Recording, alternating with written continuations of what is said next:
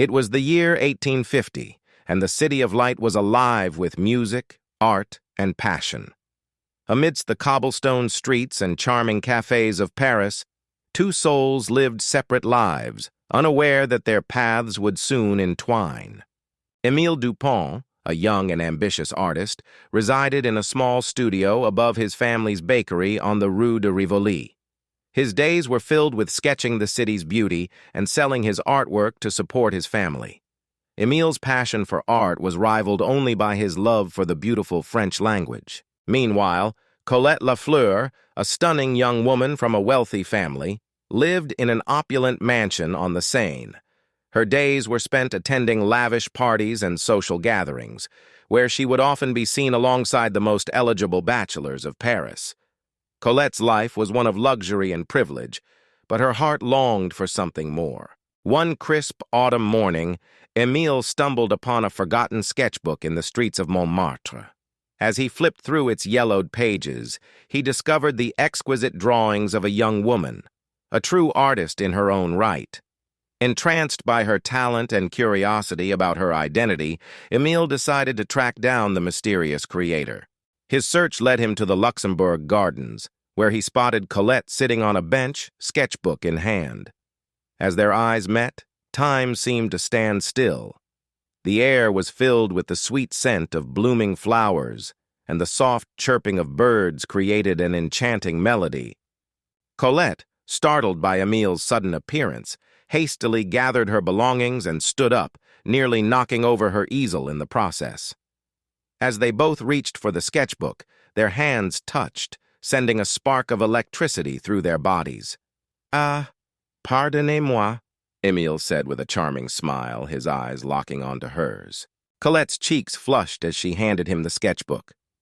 "It's mine, I assure you."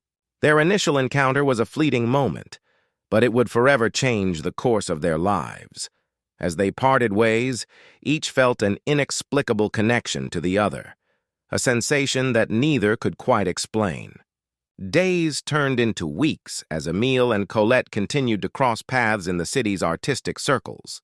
They would often meet at exhibitions, salons, or simply stroll along the Seine, discussing art, literature, and life.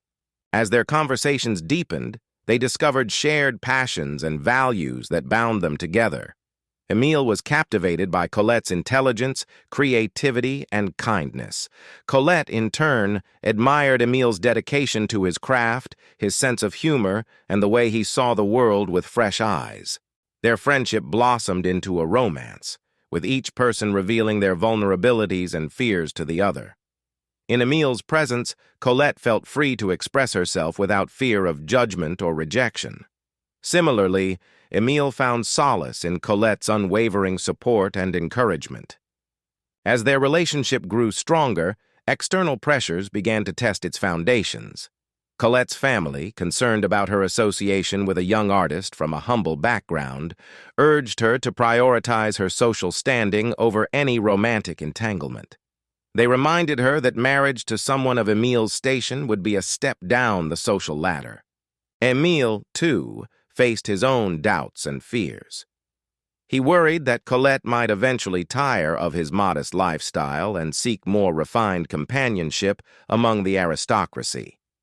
The thought of losing her love was unbearable, and he struggled to reconcile his desire for artistic success with the need to prove himself worthy of Colette's affection. One fateful evening, as they strolled through the winding streets of Montmartre, Émile revealed his deepest fears to Colette.